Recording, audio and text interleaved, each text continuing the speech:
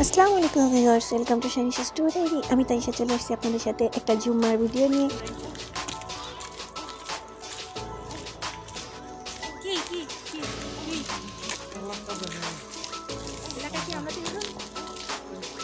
এই দিন আমাদের মাথায় কি ক্যারা উঠছিল বলতে পারি না। আমরা জিহাদের সাথে হাঁটতে বেরোছি, পরে আমি আর জিহাদ যেহেতু করার কোনো কাজ নেই, কোথাও ঘুরতে যাইনি, তো এরপর আমরা হাঁটতে বেরোলাম। এই ভাইয়া কি মেইন রোড?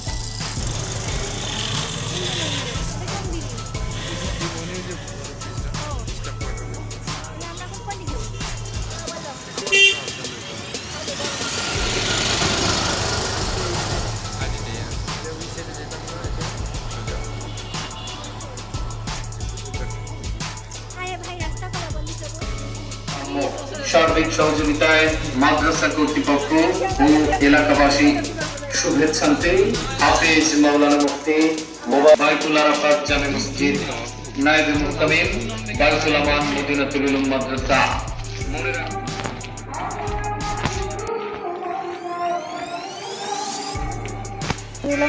আর হাঁটতে বেরোয় এই দেখেন চারপাশ থেকে কি বুঝতেছেন জানি না।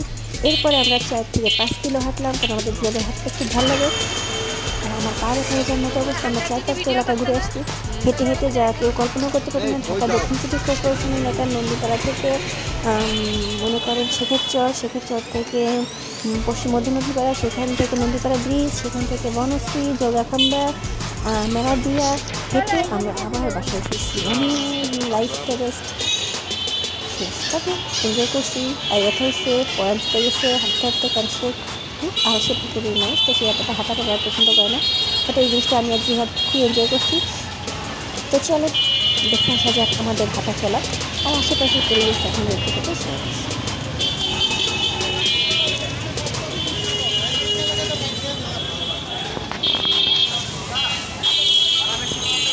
তো আমরা জিদ করে পরানকে চা খেতে জোড়া কোম্পানি আসলাম। আর এই যে আমরা বসে এখন চা খাচ্ছি, পুরোটাই জিদ, পুরোটাই মজা আর কিছু না। তো জোড়া খাম্বার এখানে চাটা কিন্তু এমনি মজা, দোকানদারের ব্যবহার বেশি ভালো না, আমি বলবো আমার রিভিউ। বাট আমি আর জিও চা খাইলে আমার একজনের মেজাজ মারাত্মক খারাপ, ক্যামেরাও ধরা যাচ্ছে না। যাই হোক, এই হচ্ছে বনশ্রী রোড মেইনলি। এরপর এখান থেকে আমরা যাচ্ছি হেঁটে মেরাদিয়া রোড থেকে পার হয়ে যাব এমন ভিতরে রাস্তায়, মানে যদি দেখেন আপনারও গা শিওর উঠবে। জিহাদি চেনে এইসব ঘুপচি ঘাপচি গলি।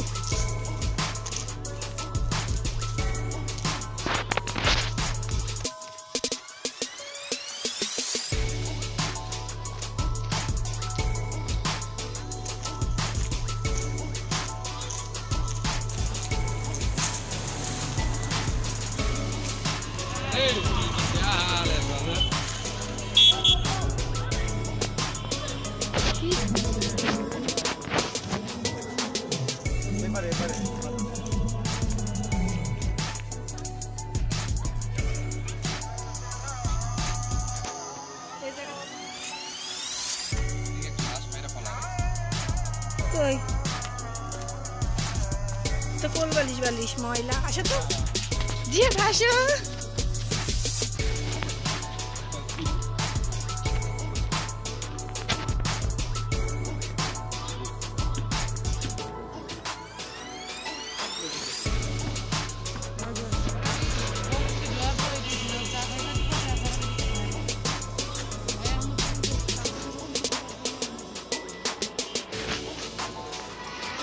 ক্লান্ত শ্রান্ত হয়ে এই দোকানে বসছি, যখন আর পা বলতেছে যে আমি আর দাঁড়ায় থাকতে পারবো না, তখন বসে আমি আবার 1 কাপ চা খাইছি। বা জিহাদ বলছি তুই কিছু খা, জিহাদ শুধু চা খাইছে, কিছু খা খাবে না।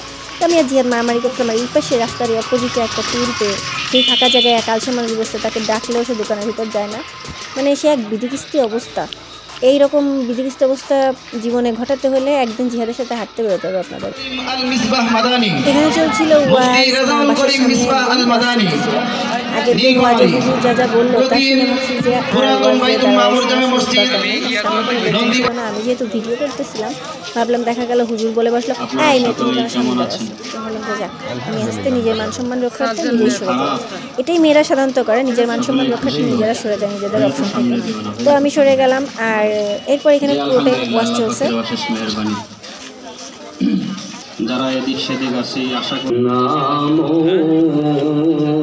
বেচা কত বলা একদম হলে পারুম ভাই একদম কইতেন তো